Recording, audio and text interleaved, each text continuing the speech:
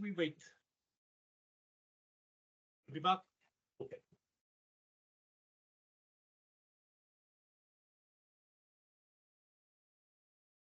David's like this one. No. It's okay. Okay. Agenda item number 3, application to review a premises license, Scala Snooker ground floor, John Street, Merthyr Tydfil. To consider the report of the Deputy Chief Executive. The report author is Joanne Baber from Licensing, who will now take us through the report. Thank you, Chair, members. So this report is in relation to an application to review the premises licence of Scala Snooker ground floor. The application to review the premises licence was submitted by the Council's Environmental Health Department on the 22nd of February this year on the grounds of failing to promote the licensing objective of preventing public nuisance.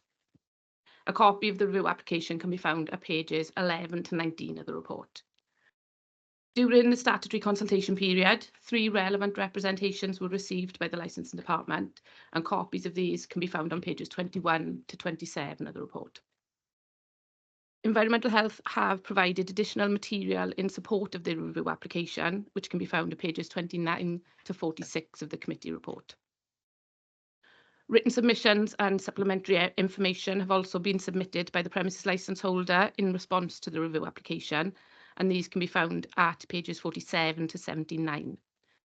Since publication of the report, further documents have been submitted on behalf of the premises licence holder and circulated to members, namely a letter of support from a local business, a letter of support from the Music Venue Trust, a covering letter in relation to an online petition, and the licence holder's response to a PACE interview letter sent by Environmental Health. After receiving these documents, Environmental Health have produced the original response to the PACE interview letter, which they received on the 11th of March, as the answer to question 9 of that letter differs between the 2 versions. A copy of the original response has also been circulated to members. As a result of the PACE interview letter, Chair, you requested a copy of the chronological timeline that Mr William referred to having. The request was passed to Mr Williams' barrister yesterday morning, and he advised me lunchtime that Mr Williams was working on it that afternoon and would forward it on once received. Mr Williams emailed it across to me at 7 p.m. yesterday, along with 2 email trails and a schedule of events that have taken place at the premises. These were circulated to members just prior to the hearing, and Mr Williams' barrister and Environmental Health have also submitted potential conditions that could be considered by members, and again, those were circulated prior to this hearing. In terms of the premises licence at this venue has been in place since November 2005, and Mr Lynn Williams has been the premises licence holder and DPS since the 27th of October 2023. Since the venue reopened, the Licensing Department have carried out 3 visits to the premises. On the 23rd of August last year, a joint visit took place with Environmental Health to discuss a noise complaint from the opening weekend. Advice was provided in a follow-up email in relation to the potential consequences of further complaints and evidence of noise nuisance. On the 13th of October last year, a joint visit with South Wales Police to view CCTV as a result of information received that events were being advertised outside of the permitted hours. The CCTV footage showed that licensable activities were being carried out after the permitted hours. Simon. I've even got a paper trail. I've asked Joe. This isn't appropriate. If we let Joanne Baber from Licensing go through this, and then after she's finished, you're more than welcome to come in. Thank you. Yeah. Sorry. That's fine. The CCTV footage showed that licensable activities were being carried out after the permitted hours. It was also found that the premises licence summary on display was for a different venue. Advice regarding this was provided in a follow-up email. On the 12th of January this year, a joint visit with South Wales Police to view CCTV again as a result of events being advertised outside of the permitted hours took place. On this occasion, the footage showed that the permitted hours were being complied with. A summary of the permitted licensable activities, timings and conditions of the current premises licence can be found on pages 81 to 82 of the report. Members will note that live music is not included on the premises licence as a licensable activity. However, this activity can take place as a result of deregulation. These deregulatory changes mean that no licence permission is required for amplified live music or recorded music between the hours of 8 AM and 11 PM on a premises with an alcohol licence, provided that the audience does not exceed 500. The legislation also states that when a performance or event does not exceed the threshold set out in these exemptions, any relevant conditions attached to the premises licence would not apply. However, where live or recorded music is carried out under these exemptions, it remains possible for anyone to apply for a review of the licence if there are appropriate grounds to do so. When determining this application, members must have regard to the statutory guidance issued under Section 182 of the Licensing Act. A number of relevant sections have been included in Section 6 of the report for consideration, and of particular note, I draw members' attention to paragraph 11.18 of the statutory guidance, which states that where responsible authorities such as the police or environmental health officers have already issued warnings requiring improvement, either orally or in writing, that have failed as part of their own stepped approach to address concerns, licensing authorities should not merely repeat that approach and should take this into account when considering what further action is required. Members must also have regard to the Council's statement of licensing policy.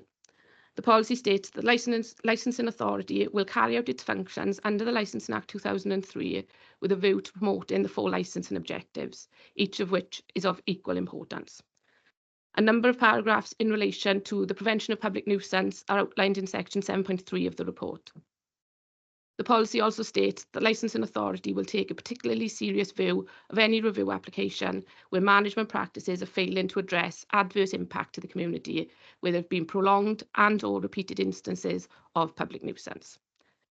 In determining this matter, councillors must do so with a view to promoting the licensing objectives. Members must give appropriate weight to all matters listed in Section 2.2 of the report. Members must take such steps as they consider appropriate for the promotion of the licensing objectives, and the steps available to members are outlined in Section 2.3 of the committee report. Thank you, Chair. Members, open to questions now. I believe Lynn Williams, did you?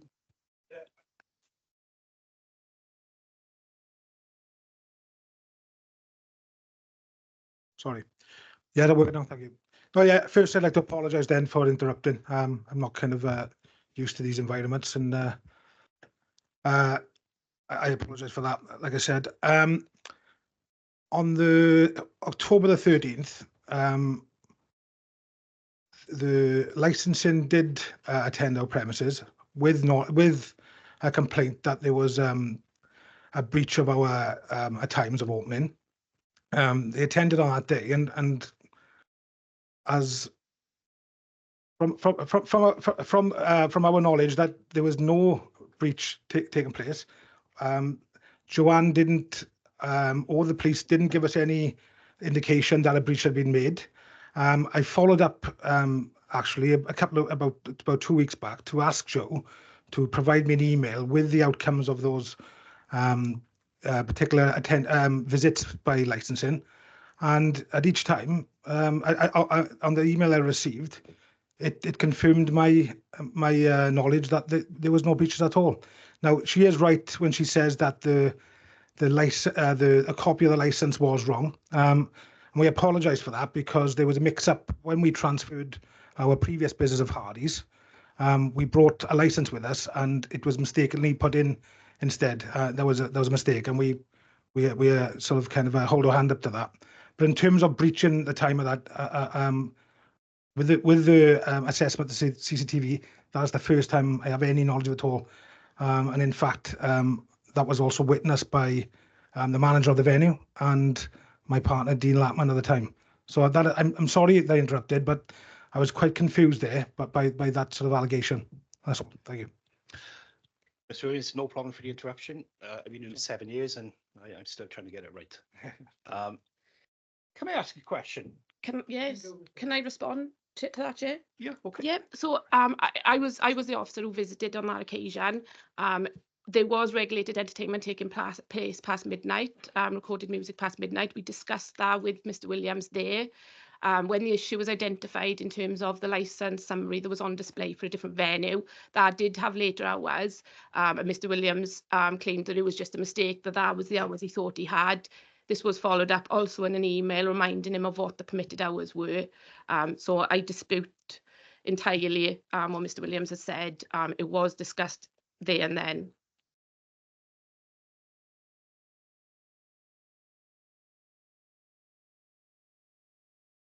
Just trying to find. Joanne, Mr Williams has said October the 13th this occurred. Is that in the timeline that was provided by the council? I can't see it.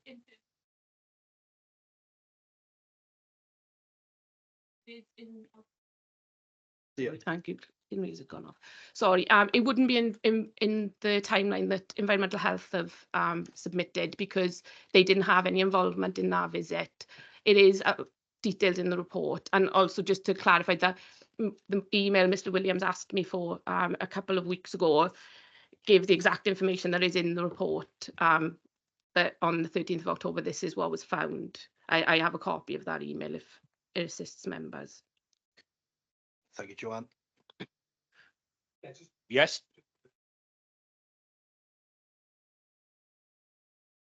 Is it on 13th? I'll just make a couple of points. My client wasn't the licence holder on that day. The licence was transferred to him on the 27th of October, as I understand it. And as I'm sure we'll get into this debate, what is and isn't regulated entertainment is a matter of often very much a subjective evaluation. And I'm not in any way criticising your hugely experienced and knowledgeable, may I say, licensing manager, but just make the point you can't always tell if something is regulated entertainment just by looking at CCTV. Anyway, there we are. That's not necessarily what this review is about. So I'll let Environmental Health get on. Thank you. Thank you, Mr Lockman. Maybe leave Garen Eldred from Environmental Health will go through his report. Thank you, Chair. Good morning, everyone. I'm Garen Eldred, Environmental Health Officer representing Merthyr Tydfil County Borough Council at this review of the premise licence for the Scala. Over the course of the last 8 months, Environmental Health's investigation has gathered evidence to support his claim that there is a failure by Mr Williams to promote the licensing objective, prevention of public nuisance. I would like to take you through the investigation in chronological order to explain those findings as referred to in GE01 on page 21 of the report. All the associated evidence submitted by Environmental Health is available in Appendix E of the report. On the 21st of August 2023, the local authority received its first complaint, noted R1, regarding noise from the Scala. The complaint had been made on behalf of a resident by Dawn Bowden, MS. On the 23rd of August 2023, a site meeting was held at the Scala to outline the nature of the complaint and to have a discussion surrounding the concerns raised. In attendance was myself, Joe Baber, Lynn Williams and Dean Lackman. On that day, a further noise complaint had been made to the local authority from another resident, noted R2. Follow-up correspondence was sent to Mr Williams to confirm the outcome of the meeting on 25th of August 2023. Advice was provided that should further complaints be received, their monitoring would be conducted to substantiate whether a statutory nuisance exists or not. On the 29th of August, the complainant, R1, contacted myself to explain that the noise had been extremely bad over the previous bank holiday weekend. I conducted a further site meeting at the Scala with Mr Williams on the 6th of September 2023 to advise of further complaints and to query whether he had a noise mitigation strategy. I advised Mr Williams that Environmental Health would be conducting monitoring, and if evidence substantiated a statutory nuisance, an abatement notice would be served. The noise recording equipment was initially installed in one of the complainant's living rooms for a period of 1 week, from the 7th of September to the 14th of September 2023. On the 5th of October 2023, I had a telephone conversation with Mr Williams advising that imminent action was required to address the noise nuisance concerns, otherwise enforcement action may be necessary. I conducted an on-site monitoring exercise on the 6th of October 2023 and considered it a statutory nuisance. I'll refer to my notebook to elaborate on the visit. So on the 6th of October 2023, I visited the complainant's property, R1, arrived at the property at 9 in the evening, Music was playing on arrival, which could be heard in the front of the building and to the side, and was extremely loud in the complainant's property. Music stopped at 9:15 p.m. for an interlude. It then started again at 9:45 p.m. Observations were made in the complainant's property from 9:45 till 10:15 p.m. Lyrics could be heard. Vibrations could be felt between through the party wall, and it would be unable for the complainant to be able to sleep or watch TV or relax in their property. 6th of October 2023, yeah. Noise recording equipment was installed for a second time into one of the complainant's properties, R1, for a period of a week from the 12th of October to the 19th of October 2023. Statutory noise nuisance was confirmed to be emanating from the Scala. The initial noise abatement notice was served on Mr. Williams on the 25th of October 2023. However, this was withdrawn on a technical fault, and it was reserved on the 17th of November 2023. The notice and covering letter are labelled GE02 and GE03 on page 32 and 33 of the report. You should note that this notice requires Mr. Williams to abate the nuisance from both live and recording music, and this notice was not appealed by Mr. Williams. Complaints of excessive noise emanating from the Scala are received from both R3 and R1 and R3 from the 17th of November onwards. Sorry, I should note that there was a further complaint made on the 17th of November by a business labelled R3. Mr. Williams acknowledges receipt of the notice and advised some of the mitigation measures on the 3rd of December 2023.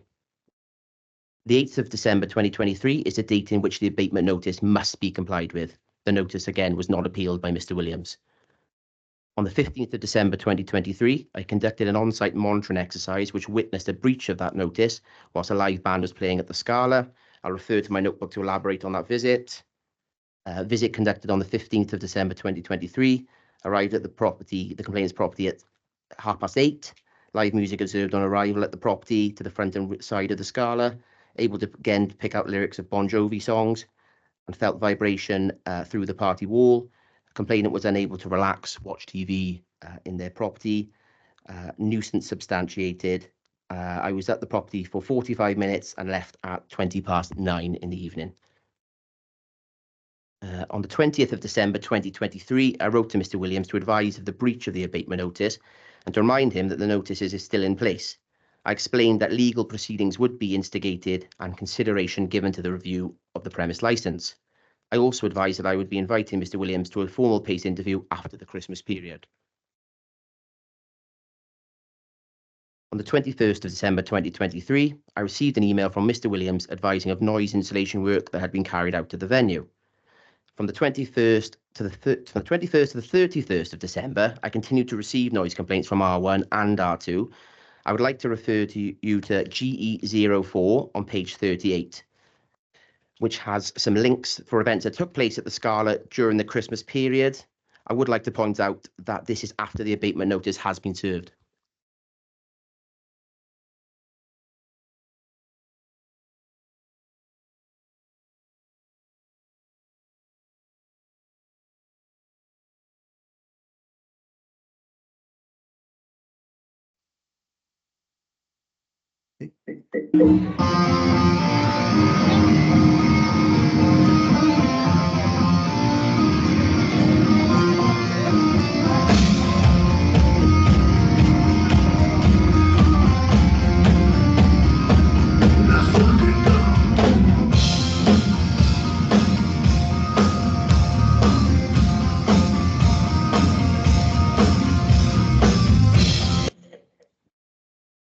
Thank you, Paul.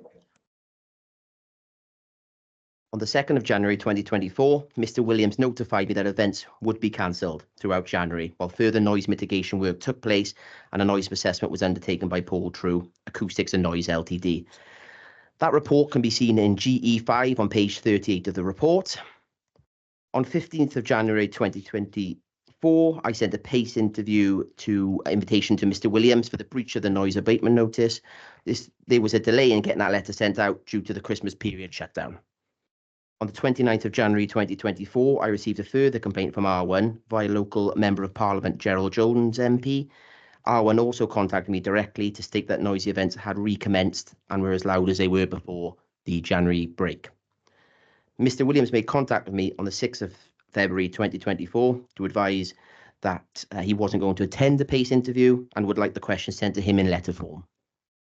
I was sent an email by Mr. Williams on the 9th of February 2024 providing a noise mitigation strategy and initial report by Paul True, Acoustic Noise Ltd. The mitigation strategy suggested that all live bands with drums would either completely be cancelled or conclude at 8 p.m. and that recorded music would be closely monitored so not to cause a noise nuisance. I will quote directly from Mr. True's report of the outcome of the listening test. Low frequency bass beat could be heard clearly throughout the flat and vibrations in the wall could be discerned, which indicates that there is structure-borne transmission. The vocals were audible in varying levels depending on location in the flat, indicating airborne noise transmission. The report can be found under GE07 on page 39.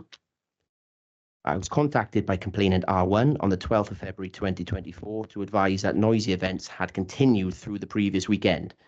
The review application was submitted by Environmental Health and hand-served on Mr. Williams on the 22nd of February 2024. An initial complaint from another resident regarding loud music, noted R4, emanating from the Scala. Sorry, let me read that again. Emanating from the Scala, R4 reported that on the 26th of February 2024. At this point in time, live and recorded music events were still being promoted by the Scala on social media. An on-site noise test attended by myself, Paul True, Lynn Williams and Dean Lackman was carried out on the 28th of February 2024. During the sound test, a conservative representative noise level was used to demonstrate the effect of live bands at the venue. At this level, a statutory noise nuisance was emanated from the Scala in the complainant's property. No acceptable decibel level could be agreed during the assessment due to the variability of factors such as the PA system being used, the type of music being played, and the unknown structural integrity of the building, as no formal noise impact assessment of the building had been completed. On the 4th of March 2024, Mr. Williams sent me an email confirming the outcome of the sound test attended by Paul True. I quote directly from Mr. Williams' email, Exhibit GE08 on page 43 of the report. Despite our efforts, it has become evident, particularly with Paul True's observations, that no specific decibel level can fully address the noise impact on the flat due to significant structural vibrations. These findings suggest that operating a music venue under the current conditions is unsustainable.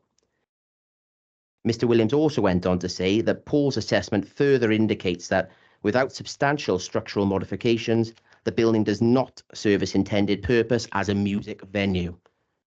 An on-site monitoring exercise attended by myself and Lee Nurse, Environmental Health Officer, on the 23rd of March 2024. I was able to witness music noise from the Day Fever event, breaching the site boundary at the side and rear to the front of the Scala. In my professional opinion, this level of noise would have amounted to a statutory nuisance in the complainant's property if I was able to gain access. Mr. Nurse's witness statement can be seen on Exhibit GE09 on page 44.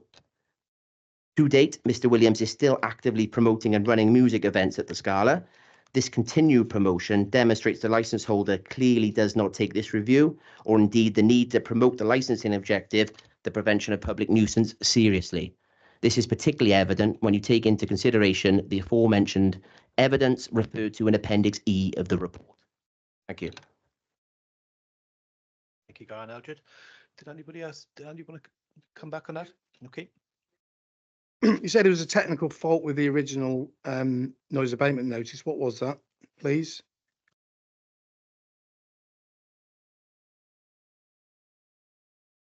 I'll answer that one as the manager. There was some problems with the wording, and it was decided that we should withdraw it because of technical issues. Problems with the wording isn't really answering the question. Can you tell me what the problem with the wording was, please? I haven't got that documentation in front of me, but from memory, I think there was an issue around responsible persons and ownership. But I'd have to have a copy, look back on our records to confirm exactly what the issue was. Okay, so it named the wrong person, did it, or? No, I think the names were correct on there, but the status of those, whether they were owners, responsible persons, occupiers, and I honestly can't recall now, but there was a technical issue and it was withdrawn Okay, and it was reserved subsequently. Just Garen, I think you're the best place to answer these, because I mean, I think it's right you get the chance to respond to this. At page 76 in the agenda pack, my client has said in there, the purpose, you said that the purpose of the license review was to beat them with a stick. Is that correct? I've been misquoted, misrepresented there. I believe that this is going through the corporate complaints proceeding, so I don't know if that's for me to comment on that. Again, I feel that as a misrepresentation, misquotation of what I said. I'm giving you the opportunity. Is it correct? That was the question. As in, was that phrase used? Yes. It was, but not in that context. In relation to the review process itself. Did you speak to Dean, who sits to my left, in December, and let him know that the premises was okay to put bans on in December as long as they stopped doing them in January? No, what the conversation was that I had no power during that time to be able to stop the events from taking place. There was a noise abatement notice in place. I reminded him of that. So they were not to breach that notice. However, I couldn't stop the events taking place. There was a Christmas period shutdown at that point. So we were unable to monitor or prevent those events from taking place. So therefore, no, there was no agreement for them to breach the notice. No.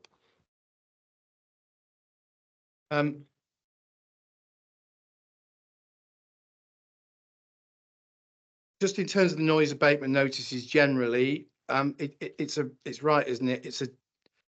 It's a defence under a noise abatement notice for premises to deploy best practicable means. That's right, isn't it? That's correct, yeah.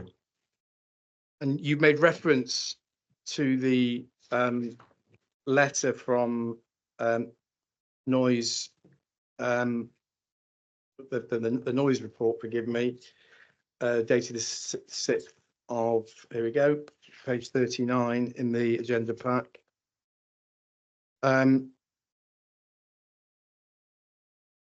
You've made reference to the first couple of pages. You've not really touched on the recommendations for the work.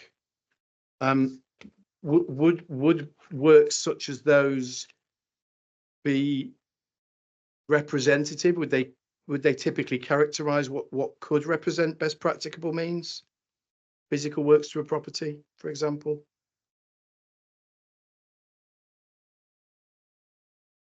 They might, but we haven't got the original assessment. Certainly that first point would be, and each of those elements would form part of a solution. So it's possible that they may. Is that the answer? They're possibly what? Sorry. Is it possible that they may represent best practicable means? They may. Thank you. And just in terms of the review application, Gary, when you given what those measures could represent best practicable means, and that letter was before you and dated the 6th of February, did you consider, when making the review application, did you consider those steps in conjunction with 7.4 in the statement of licensing policy, which encourages a stepped approach? Did you consider those mitigation measures? Did you consider those recommendations for work when making this review application? Yeah, absolutely. Those recommendations hadn't been implemented by Mr. Williams at the venue, and he can still continue to breach the noise abatement order. So in our opinion, there was, they hadn't been implemented, and there was still an issue there which warranted going for the review application. I believe personally that there was a stepped approach. You can see that there's a number of on-site visits, communication via email, telephone. There's advice to Mr. Williams to employ a noise expert very early on during the complaints to get some advice and to implement that. But it appeared that that wasn't implemented until we were prepared to take enforcement action. That's the only time that he's been willing to take any action. So when you did consider these recommendations, which of these steps did you think wouldn't work? In the initial report from Mr. True. Yes. I think No, the question is for Garen.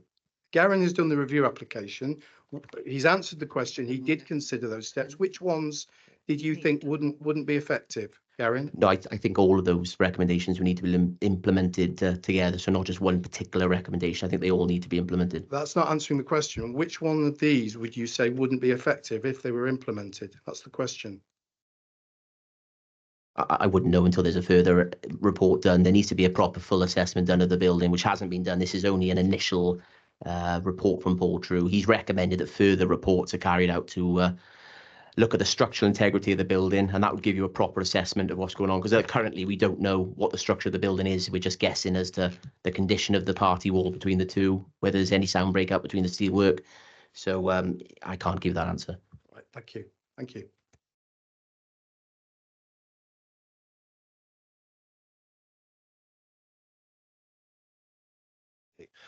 Okay, thank you very much both. I'm going to hand over to Sean James, who's going to go sum up on behalf of Environmental Health. Thank you, Chair and committee members. I'm Sean James. I'm the Environmental Health Manager and have been overseeing this case from the beginning. I have 30 years experience in local government. I'm a Chartered Environmental Health Officer. I have a degree in Environmental Health, postgraduate diploma in Acoustics and Noise Control, and a Master's in Public Leadership, just to put context on my experience.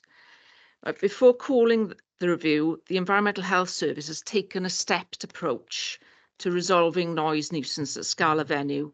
This was in line with the Council's enforcement policy. From receipt of the initial complaint in August 2023, the service has continued and advised the business of noise nuisance relating to the premises and its activities. Even before the notice was served, I had offered to facilitate access to the adjoining flat to make necessary noise measurements and asked Mr. Williams, please advise if you wish for this to be arranged. That can be seen in page 65, the bundle. The licence holder was given a period of time to comply with the notice, and no appeal was made by the licence holder. It was not for the local authority to determine what works needed to be done to comply with the notice. There are several options for them to be able to comply with a notice of this kind.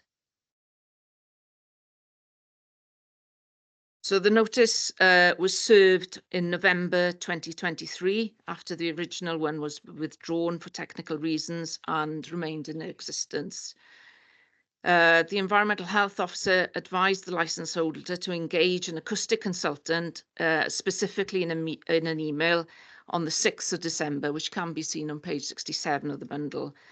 And it stated, I would strongly recommend, this is from Garen Eldred to Mr. Williams, I would strongly recommend that you engage with a reputable company such as Hunter Acoustics to get some expert advice on how best to secure compliance with the notice.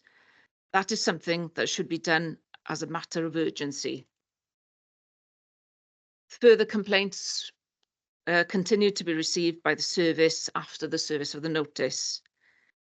Due to the unique structural design of the building, which incorporates a residential property and separate business premises, the Environmental Health Service consistently advised Mr. Williams of the need to engage an acoustic expert.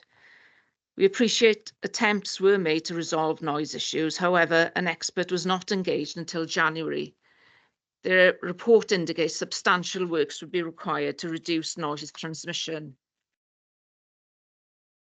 Page 43, if I can refer you to that, there's an email dated 4th of March, and Mr. Williams states the following, the acoustic report and subsequent meeting with environmental health.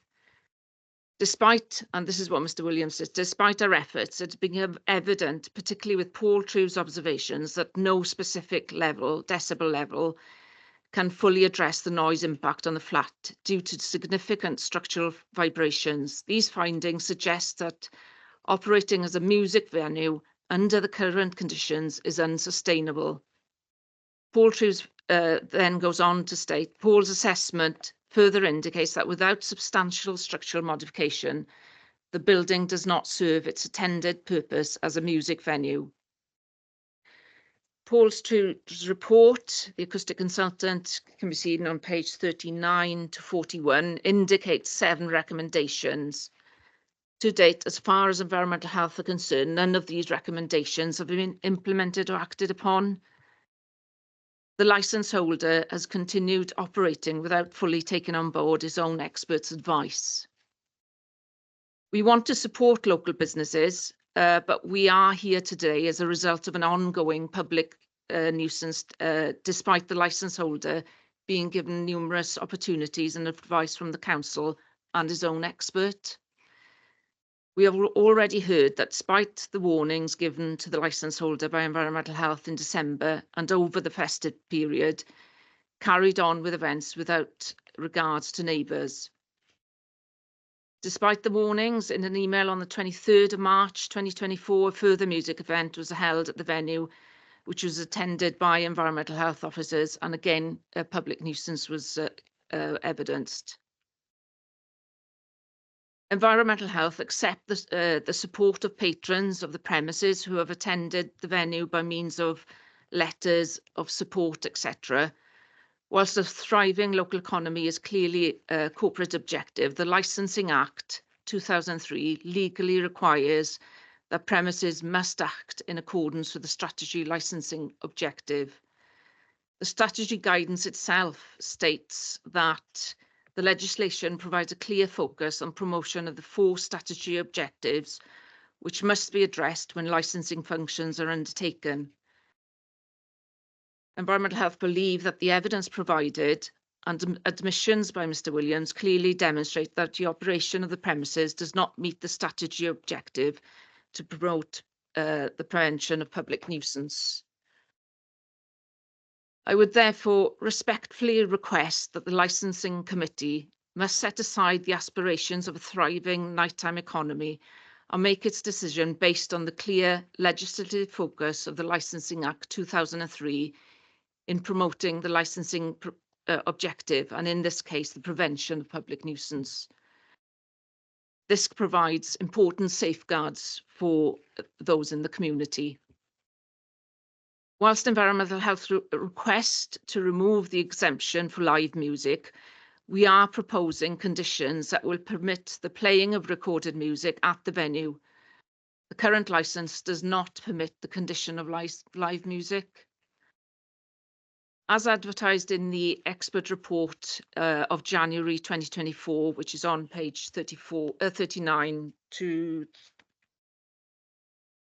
41 of your bundle, should adequate measures be introduced to reduce noise by undertaking a noise impact assessment and a noise mitigation measures, then Mr. Williams, as the licence holder, could at that stage look to vary his licence to add live music at a time in the future. Thank you for your time.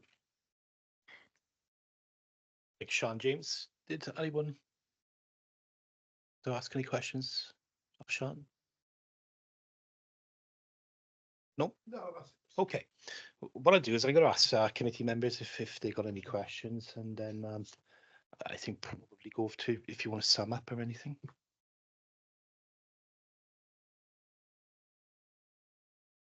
If there's no are there any questions from the committee? Yes. Yeah, okay. You have a question. No, I've got no questions, but I was going to say, obviously, they need to present their evidence next as well. Yeah.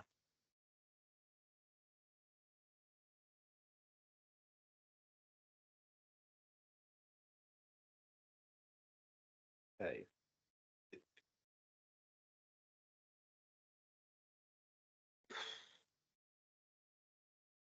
I think it's been mentioned somewhere today that Scala Music venue has been open since 2005. Is that correct? There's been a premises licence in place since 2005, when the Licensing Act 2003 came in. I couldn't comment on what activities have taken place and how often it's been open, but the premises licence has been in place since 2005. Okay. Mr. Williams, can I ask, what date did your premises open? I know it was 2023. Sorry, if you.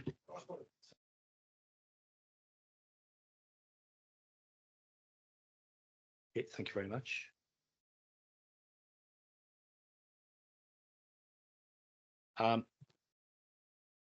Probably for Joanne. Has there been calls for attendance by the police since Mr. Williams opened the premises, antisocial behaviour or anything like that? I wouldn't know, Chair. You haven't checked? The police haven't made representations, so I wouldn't know. Okay.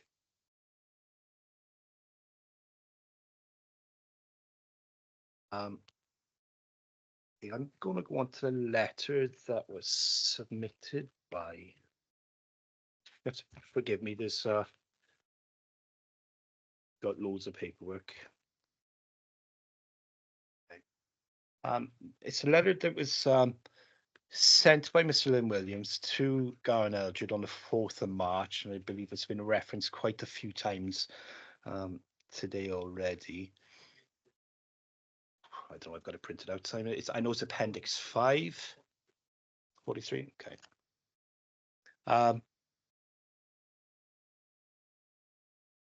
Let's say, notably, we achieved an acceptable noise level as confirmed by the flat's occupant by removing the main PA system and subwoofer and relying solely on speakers to produce a sound level of 86 decibels, a setup recorded and witnessed by Paul True. What was the response from Environmental Health in regards to that? There wasn't an agreed level, as Lynn has mentioned, that there was no actual agreed decibel level, because the problem we had during that assessment is that they chopped and changed between PA systems. So initially a PA system was being used that had a lot more bass to it. So it skewed the results really, and because of the variabilities I mentioned in terms of what PA system they use, this type of song, i.e. is it a bassy song, the unknown structural integrity of the building, we couldn't really agree a satisfactory level, decibel level during that time, as he's referred to in his email that Paul Drew's mentioned. Could I come back in on that as well? If you look at the paragraph just before that, it states, despite our efforts, it's become evident, particularly with Paul Trew's observations, that no specific decibel level can fully address the noise impact on the flat due to significant structural vibrations. Like Sean, I think you already mentioned that, and it's mentioned in the report, but nothing had been mentioned about 86 decibels, so I wanted to bring that up. Yeah, it was. It had been referenced. Bear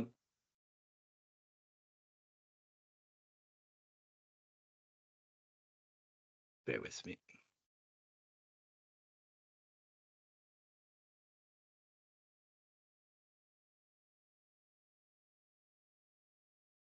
At the very bottom of that same letter, it says, in light of these developments, I kindly request that you arrange a meeting with your superior, Sean, to discuss the implications of our plans and revisit the license review initiated by your department. While we are prepared to contest the review on several grounds, we believe a preliminary discussion might yield a more constructive outcome. And I think it's mentioned in, I've gone through some documents over the last 2 days in regards to Welsh Government, and it does say about mediation and things like that. What were the outcomes of your, were you able to come to some sort of agreement?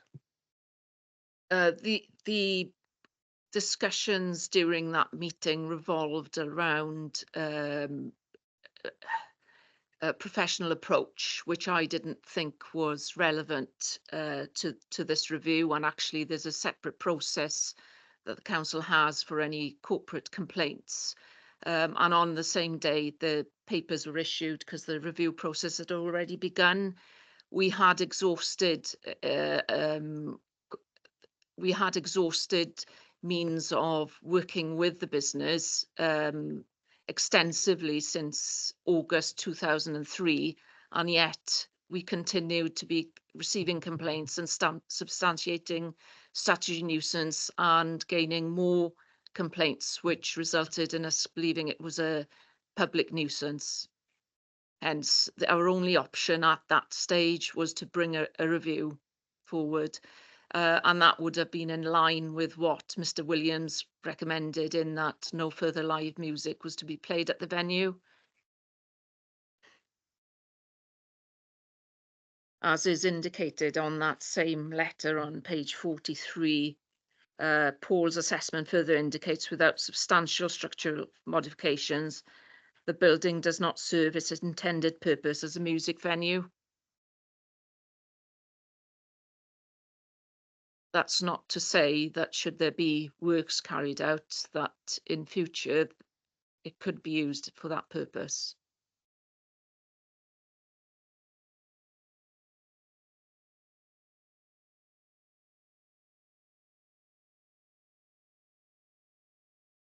David, do you want to come in while I'm looking for my other question? Whilst not wishing to take any offence to any officers at all, looking at the papers here between environmental health and Garin, was there any reason you could see to help Garin or switch environmental officers in some of the investigation? I understand you took a colleague with you, but I can see through some of the language is a bit of a breakdown, and would it become getting personal? So would it have been an I'm highly experienced in managing environmental health services, and whenever there's enforcement, people can react negatively, and that is part of the course of being an environmental health officer. Also, we are a very small team. To date, I was happy for Garin to continue. We still haven't received a corporate complaint, and that is a separate process entirely to the reason we're here today. Yeah, I understand that, Yeah. and it was no offence to No. be given. You understand what I'm saying? I'm not criticising any officers at all.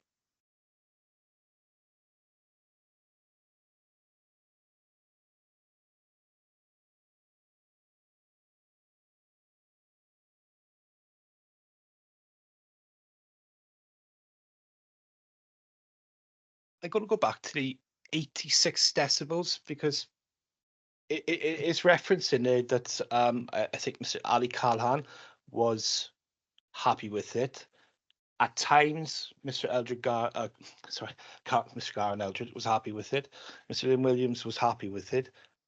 Is that something that is achievable by the club? And is it, if it stayed at that without the heavy bass, is that workable?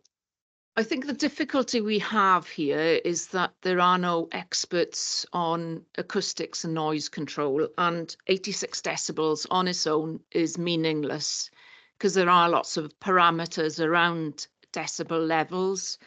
There is a contradiction in that letter. One paragraph states 86 and the other states that there is no levels. There's lots of variabilities with noise, with the source, the transmission, other activities. So one simple level is really difficult. I don't know the time of day this was taken, but background levels, there's so many issues, and 86 on its own means nothing to me. You do need a time parameter on there. What type of parameters? We're talking about 90% of the time, LA90, LEQ. You can have a different emphasis on decibels, whether it's filtered as an A weighted, which means it's as per your human ear can hear noise. It can be C weighted to look at more low frequencies. So I think it's extremely simplistic to think that we today can agree on a level that would be acceptable. And I certainly couldn't agree to 86 here and now, because that is meaningless. But the principle of it, along with many other of the recommendations that are there, could form part of a solution. But for live music to happen there needs to be significant structural works. Even with recorded music, we've already heard by Garen Eldred that lyrics could be heard. That's not something that neighbouring residents especially want to be suffering during times when they're preparing to go to bed, to go to sleep. So I think it's too simplistic on its own to think that one level can be agreed. And, you know, the authority would be amenable to working with the business, but we've tried that, and this is why we're here today. And the experts' evidence on their own has indicated that it needs significant work there.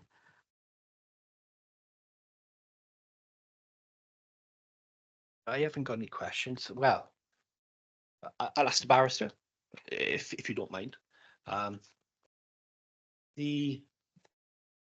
What you've given us today, nothing's been mentioned about the level of music. Is there anything you wanted to?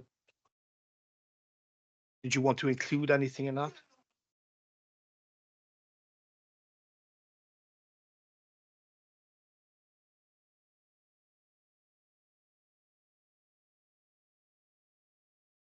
I might. Oh, here we go.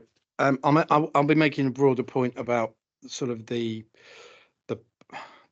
pathway that my client is seeking to follow going forward. And I think I agree with environmental health that simply identifying a particular decibel level in isolation is too simplistic. I accept that. I do. These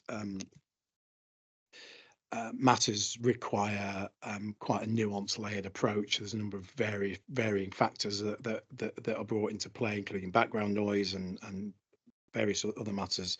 So I agree with environmental health in relation to that. I suppose what I would say, I mean, obviously I'm going to be making my submission shortly, but my client has from the outset accepted there are issues here, has engaged with the council, in particular environmental health, and would wish to do so going forward. I think the difference in the position between environmental health and the premises, and obviously it's a matter for you to determine which is the best pathway, is my client is saying, I recognise there are issues here. I've commissioned a report. The report has certain recommendations which environmental health themselves accept could very well deal with this issue. And I want the opportunity to be able to address those matters while my business continues. What environmental health appears to be saying is your business model needs to change immediately. Well, the reality for any business is that will basically mean there isn't a business. That's the simple answer. If there's no live music and recorded music at these premises for a sustained period, there is no business. So what they are asking for is very well saying you change your business model. It's a very glib phrase that responsible authorities often throw around in hearings, but the reality is that isn't a straightforward thing. So it's really down to you, I guess, to determine what is a proportionate response given my client's engagement with the process, and whether you think he and those who he's associated with will do that. And that's a matter for you. So I don't know if this is an apposite time for me to make the representations on behalf of the premises.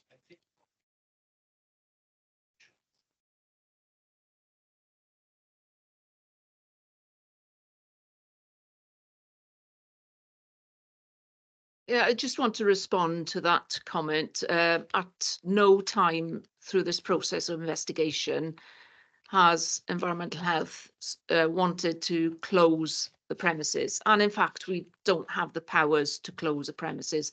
That's not our intention. What we want is a business that doesn't impact on other residents, and to stop the statutory nuisance, which is why we've taken a stepped approach of speaking to the business in the first instance, gathering evidence. You know, we are in the middle. We do get complaints, and then we're trying to work with the business. But there comes a point when there is a statutory nuisance, we're legally obliged to serve that notice. So our purpose wasn't to stop the business from operating, but it's to make sure it doesn't impact on other residents.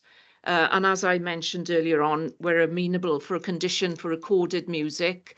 And if, you know, at a later date that the business comes back to vary their license, then potentially live music could operate from there as well. Thank you. Thank you, Sean James. I'm going to hand over to Dean Lackman, the barrister, for his representation. You got my name wrong. It happens all the time though. Duncan Craig, don't worry. Duncan. Dean Lackman, whoever Dean Lackman. Yeah.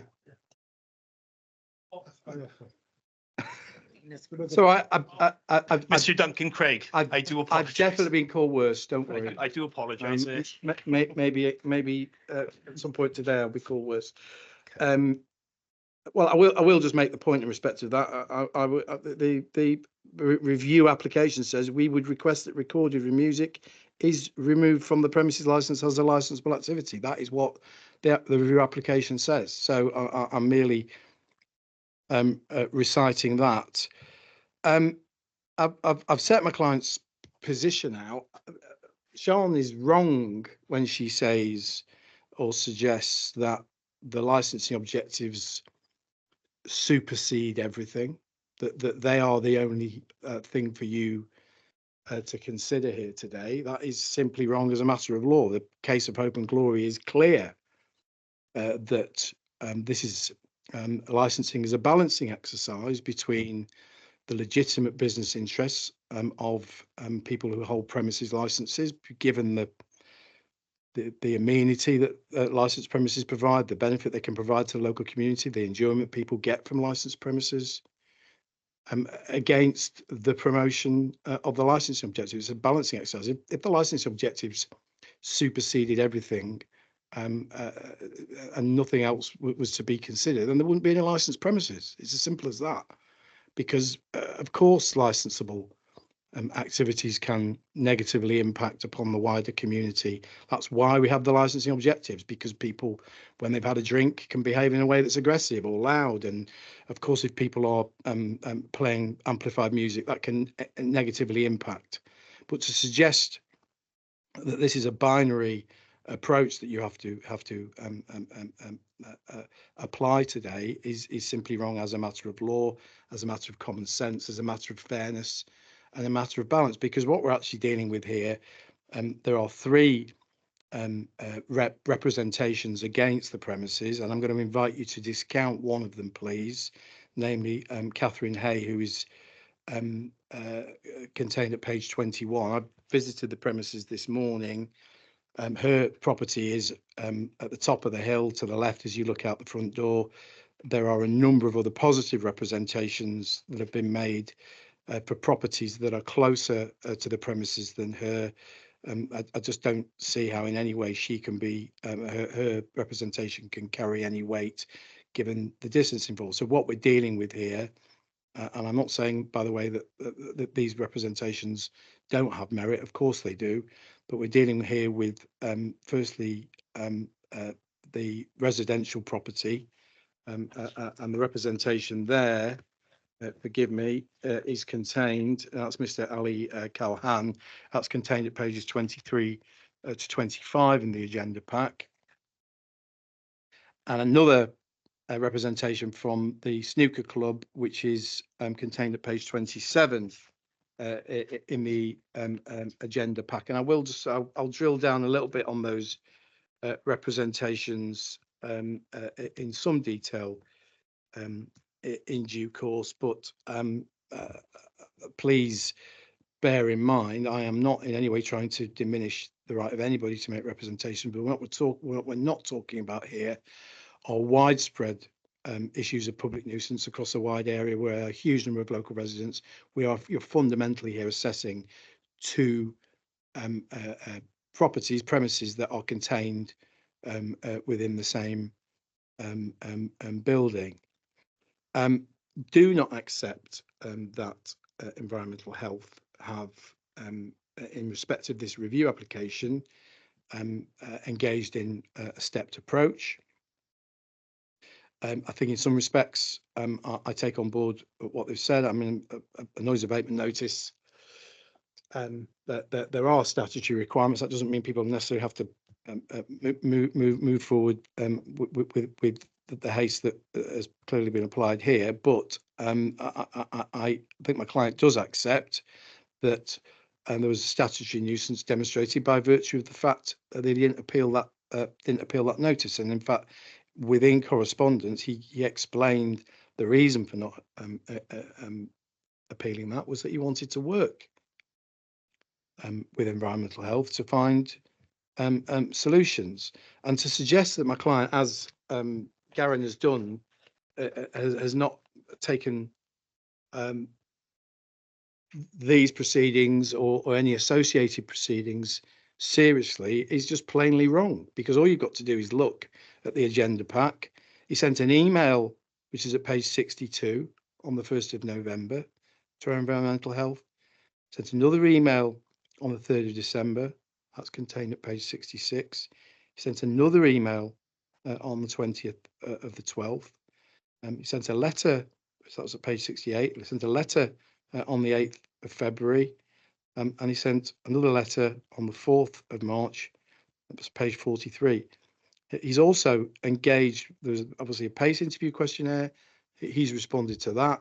This is not somebody who's burying his head in the sand. This is not somebody who doesn't ignores environmental health's overtures. This is somebody who plainly, manifestly has attempted to find solutions to the extent where he has engaged the services of a noise consultant. And again, I'll just invite you please to turn to page 39, because this is really important.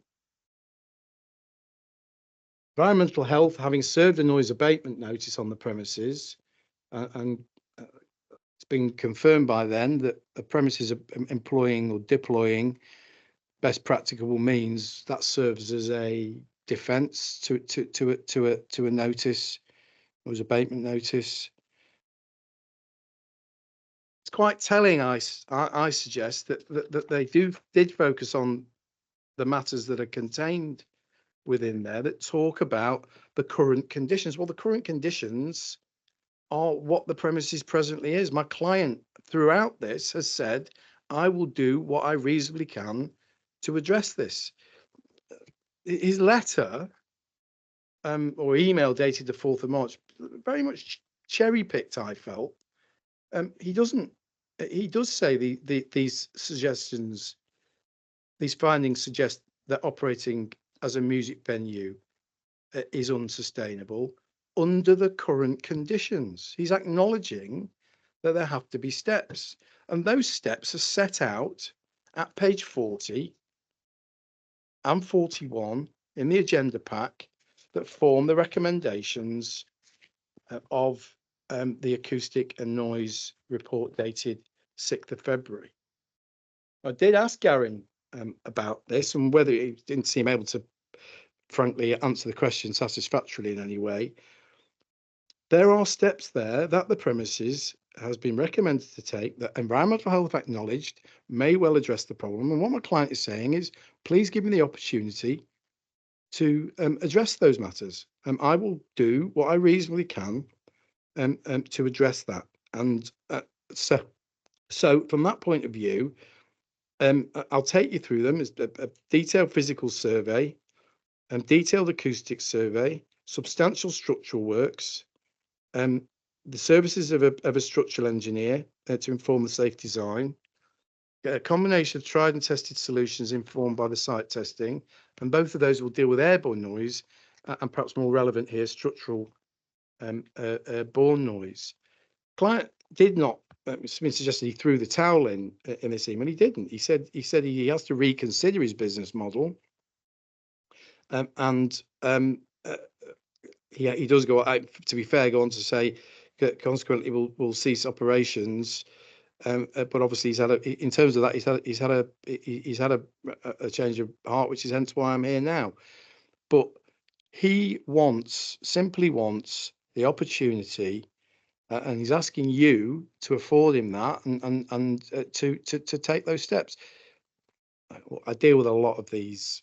I've dealt with a lot more of them since COVID, and you do get situations I walk in and the premises just ignored whatever environmental health have said, or they've behaved in a way that's not seeking to address the problem, engage with the problem. You can't in any way say here that Lynn has not done that, and so to suggest, as Gary did, that in some ways cocking a snook at this process just simply is not correct or fair. You've been obviously I know you'll have read everything. I don't intend to take you through everything, but I go back to the point that I made about licensed premises. You actually got here you got more positive reps, in fact, in favour of these premises. I sent in, what's he called again? Mario, one from a gentleman called Mario, who's down the road. Obviously, you've got one from Beth Harding, from Anthony Cole. Karen Jones is here. If you've got any questions for her, these are people who speak positively about these premises, say that they don't find that there's a nuisance. You've got to balance out what Claire and Ali, sorry, I should say Claire Davis and Ali are saying, in respect of quite rightly, they've got every right to make those representations, but there are positive representations here. There's also the issue of the music venue trust. They've made a positive representation and make a number of really valid points about these premises and the wider benefit that these premises provide to the wider community here. And please, let's not forget what a venue like this can do. It's a place for people to meet. It's a place for people to socialise, meet up with people they haven't seen for a while, meet up with friends and family. Now, I'm not suggesting that means a premises can then do what they want. Of course, I'm not. But there is a balance to strike here, and all my client is asking is the opportunity to do that. And that is in accordance, I might add, with your statement of licensing policy. Just ask you to turn to page 9, the agenda pack.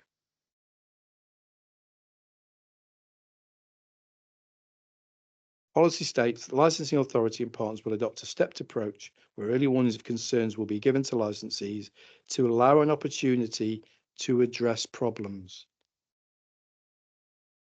That letter with the recommendations in there was dated the 6th of February.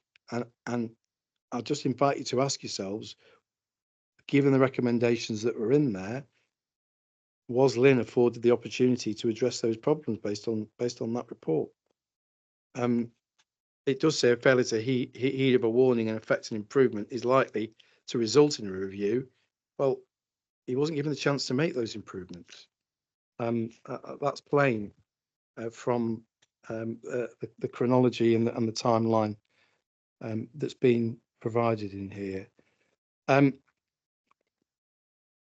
just feel that obviously I've suggested, just might add, I've just suggested some conditions. Again, you'll have read those. I don't need to, I mean, obviously they're all aimed. So just going through the current license. So please, if I may, it's right at the back. It's not the actual license itself, but actually helpfully, it means I don't have to wade through pages and pages. It's 2 pages. The license is effectively crystallized down to 2 pages, pages 81 and 82.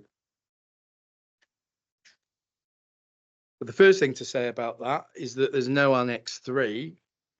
Annex 3 is where conditions have been added following either a minor variation or a review of a premises license. And I think I can safely say with some confidence here, this license hasn't previously been reviewed, and it was, let's not forget, it was granted initially would have been November the 24th, 2005, when the Licensing Act 2003 was enacted.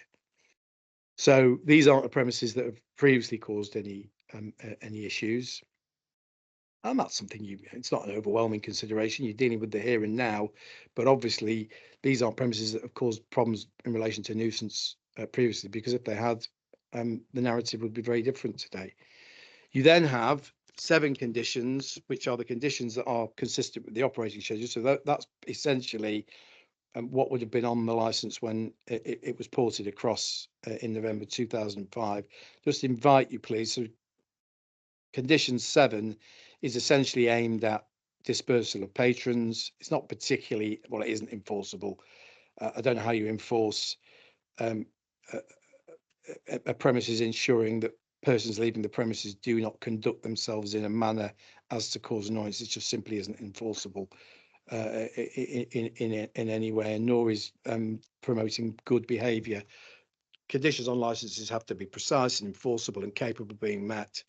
And so what I'd invite you to do is to remove that condition, replace it with the 5 conditions that I've suggested, all of which relate to public nuisance, about signage, the dispersals policy, which you've got a copy of, noise management plan, which isn't finalised yet, because obviously the noise management plan has to be done in conjunction with the works that are carried out and that my client will absolutely carry out in order to ensure the premises are compliant and do not cause a statutory or public nuisance.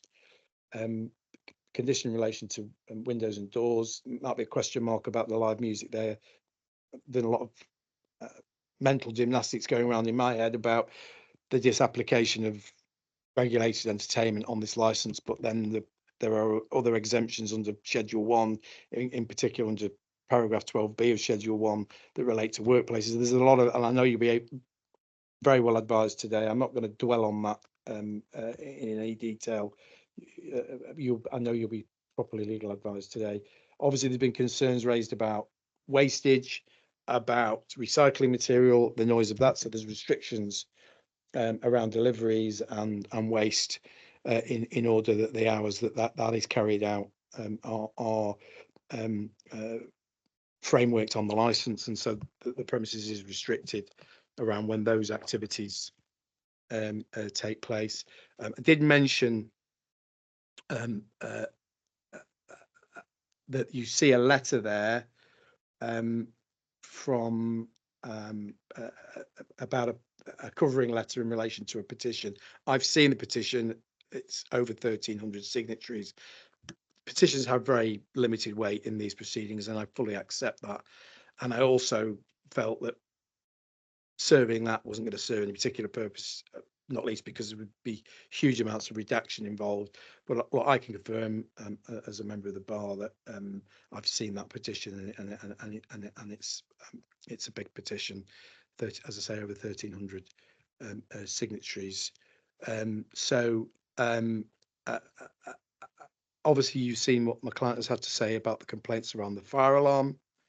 You can see again what my client has had to say about various things about the complainants. You'll draw your own conclusions from that.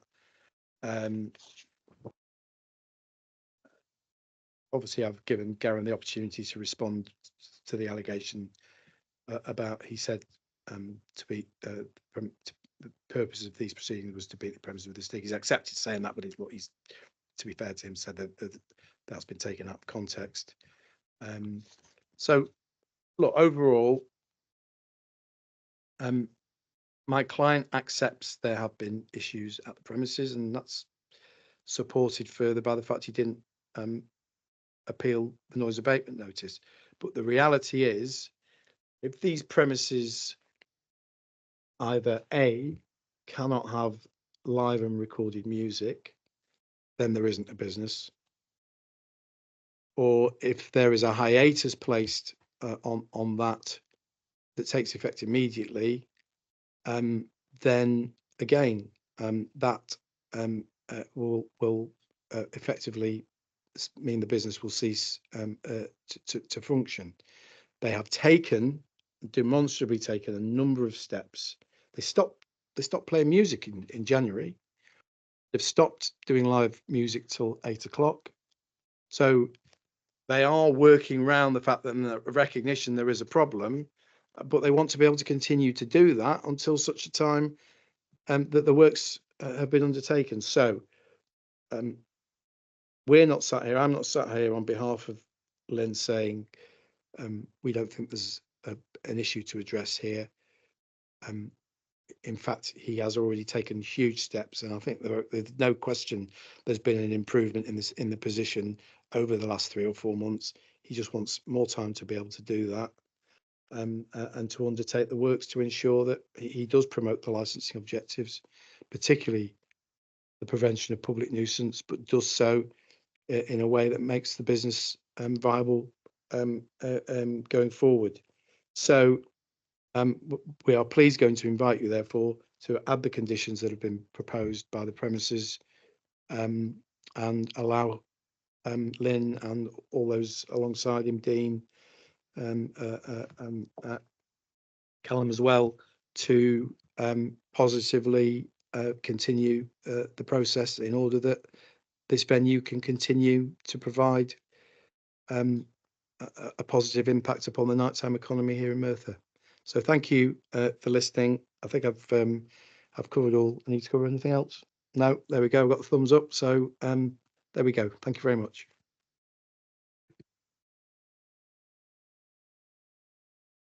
Oh, sorry, there was one thing, and I haven't said it because my client wrote it down. His handwriting is nearly as bad as mine, but not quite. He did say that they did contact a noise expert in November, but he couldn't get a visit till January. I have to say, as I've said, I'm dealing with a lot of these. For what it's worth, I have significant problems getting acoustic reports done at the moment. I think they're all really busy. So he did ask me to say that, and obviously I just have. Thank you.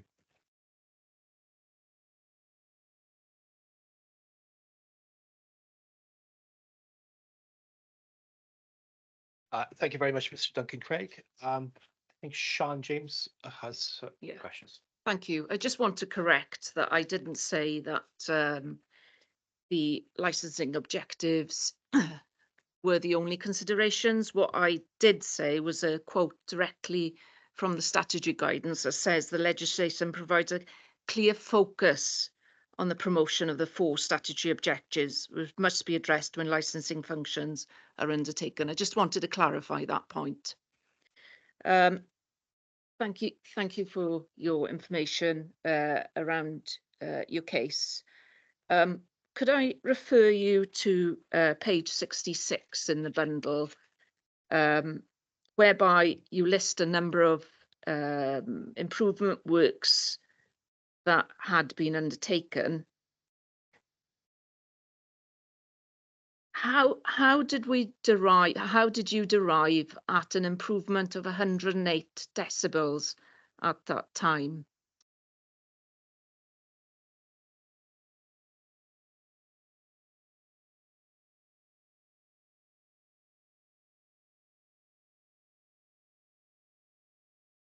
Based on actually, at that moment in time, we couldn't contact a professional noise and acoustics expert. However, we worked with some contractors who had undertaken the work for us in terms of making the mitigation and the extensive structural works that we carried out. The number was calculated based on the guidance on the acoustic boards that were used. So there's on the party wall to the property, we added a kind of an isolated wall, an extra wall, that comprised of acoustic gyprock boards, which were which we calculated based on this guidance. Now, I'm not an expert, since then, since we've had the advice from the noise and acoustics professional that we sought, he's advised us that even though there's guidance on the materials that you get, is that the calculation is done quite differently. And obviously, I'm not an expert in that, but at that moment in time, we acted in good faith. And with all the resources we had in front of us, unfortunately, we did not have a representative professional at the time, although we sought one. And that's how we came to our conclusion. Yeah, if I'll just follow up slightly on that, would just please let my. Sorry, yeah. No, you turn yours off. Oh. I hate these things. Yeah, okay. Yeah, just on a wider point, but on point, I would just please allow my clients' emails to speak for themselves. You have somebody there who is clearly trying to sort this out and trying to work positively. That he's you can see that there's just the tone of them that they're not unhelpful or unfriendly in any way. He's trying to find solutions.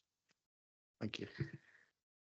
Thank you. It's just, I wanted to clarify the accuracy of that 106. So is it correct to say that that isn't actually accurate? Based on my knowledge at the time, it was accurate. Obviously, from guidance from a professional at the time, I was advised that sound is a kind of a nuanced, as you mentioned yourself earlier, it's a very nuanced, complex thing. So the figure that we calculated from our guidance may not be as accurate as we initially assumed. And I accept that it was an assumption at the time, but that was all I had in front of me. And as Duncan has said there, we acted in good faith, and we made every effort just to make to mitigate the noise at the time, and that's what we carried out.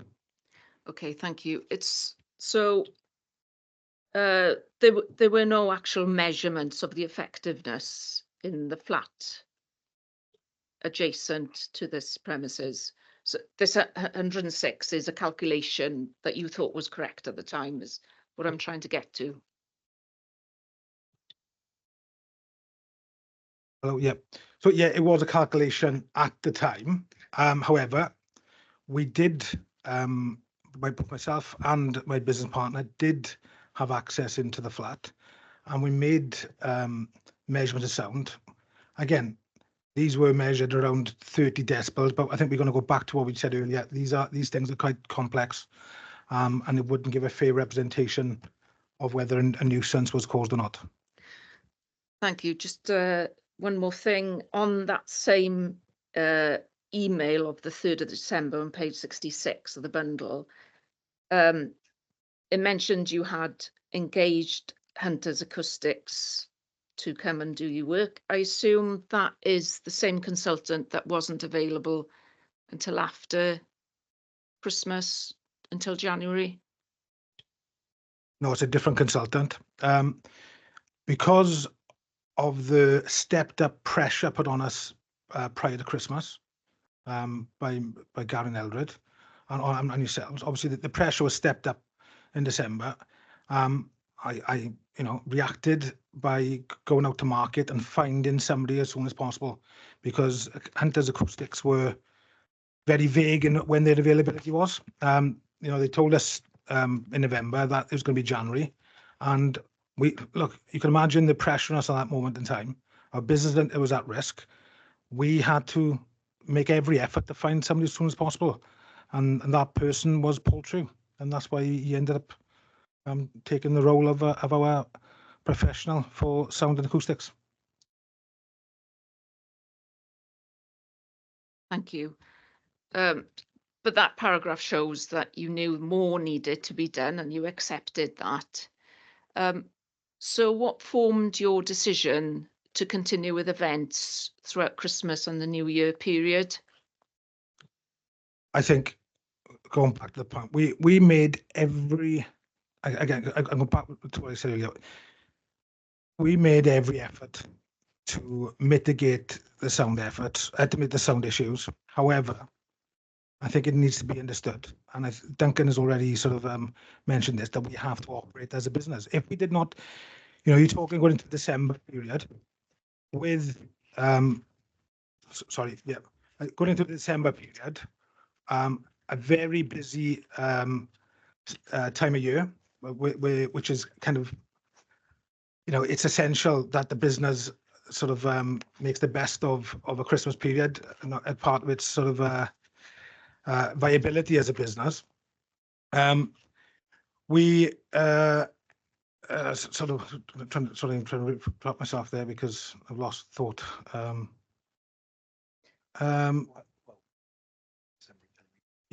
Sorry. Yeah. So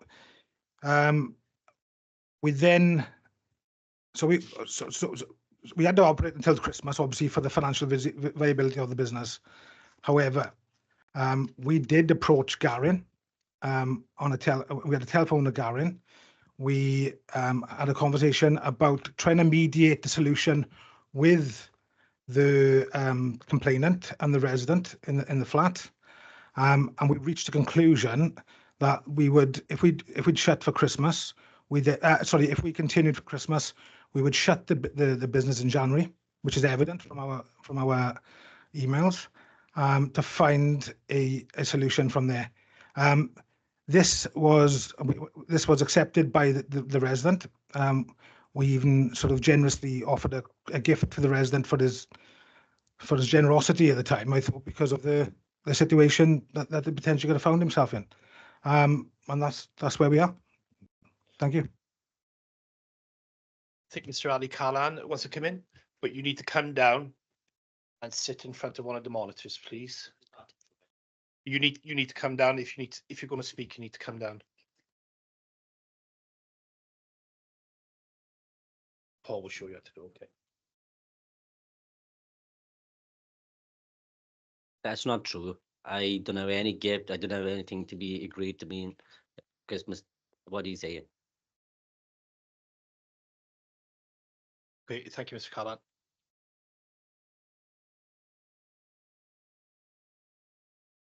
It is true. It wasn't a massive gift, but I did meet Ali throughout December, along with Garen's conversation on the telephone. Explained that we needed to try and get through December to try and proceed with any sound issues in January, and committed to closing in January. I have a text on my phone. It was only a gift voucher for his child for the PlayStation, but I've got a reply on my phone saying thanks for the gift. So, and not at one point did I be liable there. Okay, thank you, Mr. Lackman. I put the letterbox back to the day under the day pub. I didn't know he gave me the Christmas card as on knock my door, and then I accept the card. When I open the card, it's a £35 PlayStation gift card. And I put it back. I don't want anything. They offered me loads of times the money. I said, no, I don't want money. I don't want the music. That's all I want. I put it back the gift. They didn't give me the gift on my hands. Put the envelope. When I open the envelope, I see the gift. I give it back to put them on the floor on the front door. Okay, thank you very much, Mr. Khalan.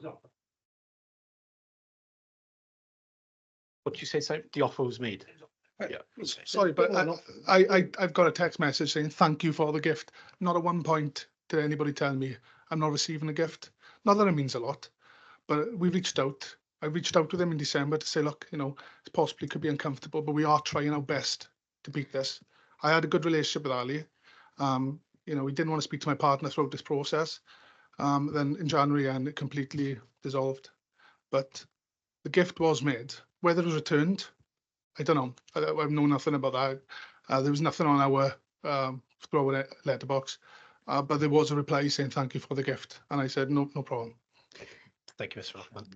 Sean, yeah. Yeah. So just to move on, Mr. Ali's evidence on page 24. I'll just read this element out, and I have a question after this. And this is in Ali's words. It was a good thing that Scala was closed in January because it allowed me to resume my regular life and spend weekends with my son. The moment that the place closed, my life was drastically improved. Sorry, Question, not. I'm coming to a question. I could enjoy my apartment, watch TV and sleep much better when Dean arrived at my apartment in early January. He informed me they were closed for renovations to soundproof the structure and improve my situation. He apologised for the noise issues over the holidays. They had to hold these events in order to generate enough revenue to reinvest in the company and hire soundproof specialists.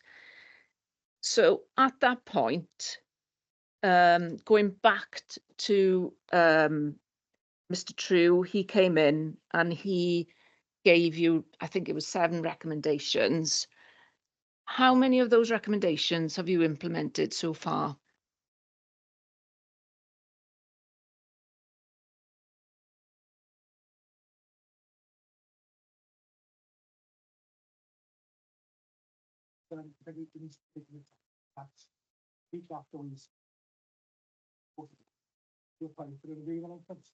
It's totally changed the competition. At that moment in time, we had no other opportunity to make those improvements. We had to react in terms of how to save the business, and that is why we sort of came forward with the approach to ask for a sound test, which then led to the email on March the 4th. That's my answer on that. Thanks. So Let's not, I need to finish on behalf of my client, thank you. Let's not forget, it was a review application that said we want to take recorded music off your license. It wasn't a, let's have a chat. It was, we are going to effectively take your business away from you. So of course that changes the temperature in the room. Of course that changes the way proceedings are conducted. How could it not? It would be insane to suggest that wouldn't have an effect on how people were disposed towards each other. So is it correct to say that none of those recommendations have been undertaken? So the steps taken is to carry out another survey, which we instructed Paul True to do. But in the intermediary, because we had the review put on us, we asked Paul to come back out with Gary in attendance, which was after the licence was motioned to be reviewed, to try and find a kind of a quick solution, because that's what you were asking for. You weren't asking for a step solution. You were asking something to be done now. And the only thing I could do now, rather than go through the process of continuous surveys, we couldn't go on continuing surveys when we threatened to be shut. And that is the reason for our approach. We had to take a drastic measure, and that drastic measure was finding a benchmark, which we've been asking for 6 months for a benchmark of where to work to, which we never received, which we finally got, and again, which wasn't accepted by Garin because of the nuances or complexities. It's very difficult as a business not to have a metric or a benchmark to work to operate, and that's all we've been trying to ask for. We need to know what the guidelines are, where we can work to in order to find a harmonious outcome for all parties, and that hasn't taken place. So none of the recommendations have been undertaken is, I think, what we are getting to. What you're trying to do, obviously, this is the review of the license, which came after the report, changed the direction. After the what? Sorry, I didn't. After the report was sent to you, because that report was as part of our objectives to carry out. You changed the narrative when you want to review the license. I asked Gary why numerous times. I didn't understand the requirement to go for our license whilst we had the report, and also very proactively setting out mitigation plans. I don't think you can deny that we changed times, we've cancelled a month, and we had a report that we were happy to adhere to. Unfortunately, things changed once we had this review, and we had to do everything in our means to save our business. And I hope everybody can understand that action. Thank you. So you resumed operation at the end of January, is that correct? Yes, we resumed under the conditions that we proposed of not causing nuisance. Yeah, so we set out that all live bands with drums would finish at 8 p.m, which has been adhered to. We we said we'd put measures on recorded music and we'd check recorded music, which has been adhered to. And you know, we feel those were adequate steps for mitigating nuisance caused.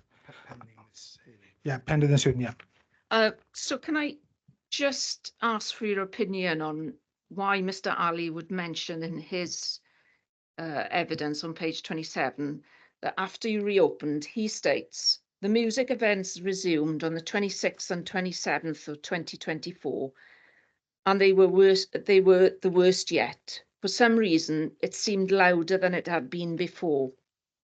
You have to ask Ali that because I can't answer that for him. I think it's just an assumption to think that you would agree with him. I don't think Gary was there to witness that, or anybody else there was to witness that.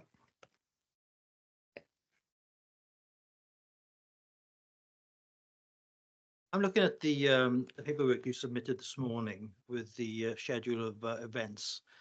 I can see that on the 27th of January, there's a band called Celtic Mosh, and it says that they were playing for 4.5 hours from 6:30 till 11. How does that tie in with what you're saying that bands with drummers stop at, you say 8? If you refer to the motion I set out, it does say that as of a certain date that things would be changed. So I haven't got that letter to hand. If someone got that letter to hand, so they can actually. Are you referring to the one where you say on the 6th of May? There's a letter there's an email actually that I sent to Environmental Health.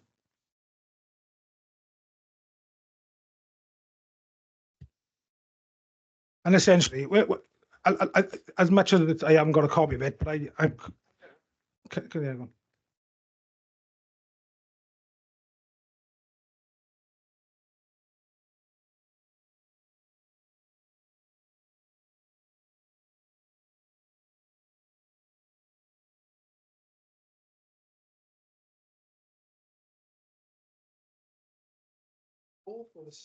yeah, if somebody does see the letter, I very clearly set out the dates at which we would commence with the changes. I think it has to be understood that we had to. There was a lot of resources used internally to make these changes to the dates and to contact all the artists, to contact the promoters involved, and that's why we very clearly set out a date to make our changes. Obviously, that is there somewhere, but Yeah, it's on page 42 of the bundle, which states the effective from the 12th of February 2024, all live bands featuring bands specifically with drums would be subject to cancellation or rescheduling to earlier time slot. There was some performance concluding at 8 o'clock. Yeah. Obviously, the date is set out quite clearly. We had to, as business owners and as a team, we had to objectively set a sort of a practical date for us to make the changes and commence under these conditions, which were met.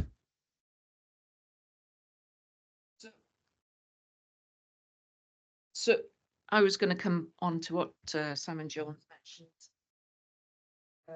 In March, there were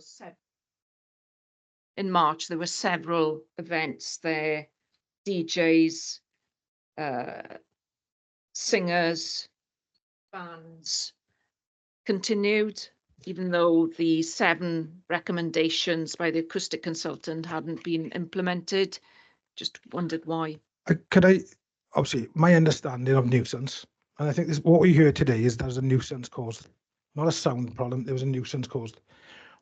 Our attempts to mitigate were based on nuisance caused. So the reason why we stopped at 8 o'clock, and I've actually hopefully sort of set this out in an email, is that we don't believe a nuisance is caused at 8 o'clock because the property acts as a barber shop most of the day. and we feel it was a practical measure to put in place for the enjoyment of the residents' property, and also for us to carry on as a viable business. You know, there was no breach there of any kind. Obviously, you haven't. I think, you know, you've assumed there's a breach rather than attending the property to actually sort of witness any kind of nuisance. I have, on numerous occasions, invited Garin to attend the property, the residence property, during those hours, to maybe to see if he could find a breach. And if he had, then we would have to change our conditions again. I would have been very transparent, very forthcoming in trying to find a happy, harmonious solution. And that has been sort of hopefully evidenced in my emails and statement. I mean, just on a wider point in relation to that, what constitutes a statutory nuisance and public nuisance is a number of factors that can be taken into account, and obviously the level of noise is one, but the time that noise takes place, the frequency of the noise, the nature of the noise, there are a number of factors. And obviously if a premises is electing to reduce the hours that they're engaging in a particular activity, particularly if that activity is a amplified music, then that does have a bearing on whether something constitutes a statutory nuisance or not, which is, if we are getting onto the noise abatement notice, that is what the noise abatement is aimed at. And it's right to say that obviously that the narrative in respect of the level of complaints and the frequency of complaints has definitely been in a positive direction. There's no question about that, particularly more recently.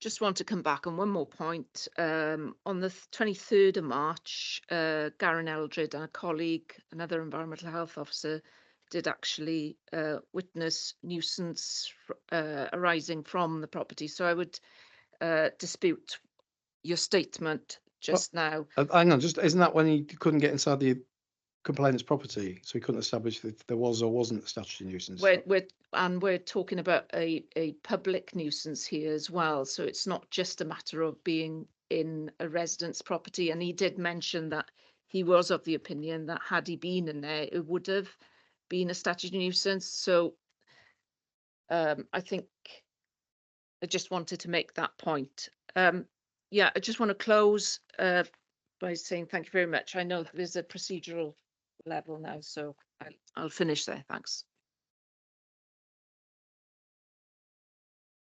Okay, I think well, everyone is finished. Normally what we would do, and we are going to do it, is okay, sorry. No, Sorry. just for the record, Joe, you were saying the police haven't brought in representations. Has there been complaints about people leaving the club at night, as far as you're aware? Because at these sort of venues, often fights and broken bottles and general disruption and this sort of thing. As far as you're aware, have there been any problems? I'm not aware of any, but obviously I don't have access to the police system, so I can't say for definite, but I'm not aware of any. Okay, then, thanks. If I could please briefly respond to that. Obviously, the police are principally there to promote the prevention of crime and disorder licence objective, and if they had any concerns that that licence objective was being undermined by these premises, then I'm sure they would have made representation. Chair, can I add something? It seems to me quite broadly that public health are saying that the public health, yeah, they are asking for the live music to cease whilst these works are carried out. Then when the works are carried out, hopefully there can be an agreement that they are appropriate and there's no further noise nuisance. Obviously, no live music in between. Your point is that the license, well, not the license, because it's not a licensed. Actually, we're objecting to the live music to bring it back into the license because it's not a licensable activity at the moment. That's right. So it's recorded music with conditions is what we've asked. But you're saying allow the live music to continue under the exemption, and recorded, yeah. And the works will take place over a period of time, and it'll get better. But in the meantime, Mr. Calhan has to tolerate the. My client will continue to take the measures that he's been taking and work with a more restrictive framework in terms of the hours and frequency of events. So he's not saying, no, he's not saying, what he's saying is I'm going to try and manage this situation, continue to manage this situation as I believe I have done. Because the problem with the, there's quite a number of recommendations there and none of us know how long they're going to take. But my client holds his hands up and says, until those works are undertaken to a satisfactory level to ensure that the recommendations address those concerns, then I'm not going to go back to having live music on till 11 at night, for example. Is that a fair characterization position? Yeah, obviously we made it. We've got to try. So from the very outset, I just want to just confirm that we've always acted in good faith and we've always made the attempt to work with the complainant and with the HO. What I want to find is a practical and manageable and viable approach, and fair and impartial approach to finding a sort of solution for us to carry on and run our business without causing nuisance.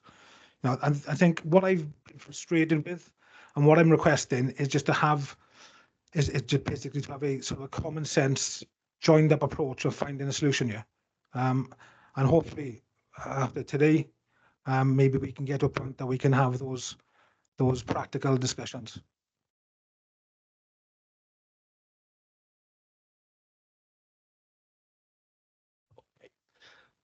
Thank you very much, everyone. Much appreciated all the representations, questions, answers, everything. We will retire to discuss everything that's happened today. I don't envisage that a decision would be made today. I believe, Simon, we've got 5 days to do this. Yeah, the regs, as you know, gives us 5 days to make a decision on the date of the hearing. So it's with the pedant. Strictly speaking, you've got 5 working days to make a decision. Correct. The notice can come out as and when. Actually, there's no time limit on the notice itself, but certainly yes, you've got 5 working days to make a decision. Yes. I know the feeling. Yeah. So yeah, we will come to a decision over the next week, and we'll let you know then. Okay. Thank you.